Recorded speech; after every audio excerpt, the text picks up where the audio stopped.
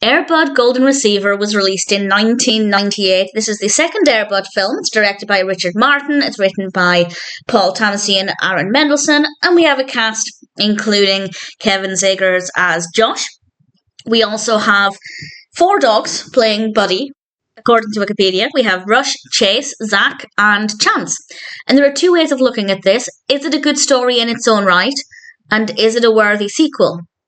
And while it's not a terrible film, the answer to both of those is no. The story itself is very weak. There are some okay moments with the character of Josh, and I'll talk more about that in a moment. But in terms of leaning into the whole dog aspect, and the way they did this in the first film was much better. But the dog, Buddy, it took a while for him to have a really important role in this, and I don't think they got the balance right. And as a sequel, well, as I said, I feel like the previous film was a lot better. It's not terrible, but it definitely isn't a particularly good film. But I will be watching the rest in the series.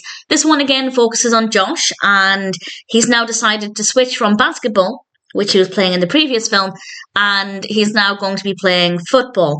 And I still don't care about the sport itself, and I do feel like more so than the first film, and maybe this is just because I don't like football, but then I don't like basketball either, but I feel like the sport played a more important role in this film than it did the previous one. So part of it's down to personal preference.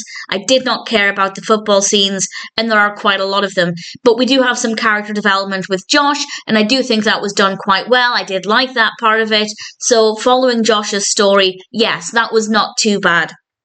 In regards to being a sequel from the first film for Josh, yes, I thought that was actually pretty decent. So there are some benefits, but it's definitely not as interesting as the first film, and I don't think they got the balance right with the role that Buddy played in this one. Had I never seen the first film and I was watching this on its own for the first time, first of all, you absolutely can do that. If there's some reason why you want to watch this one, but you're maybe not bothered about the previous film, you can watch this. You're not going to really miss out on too much.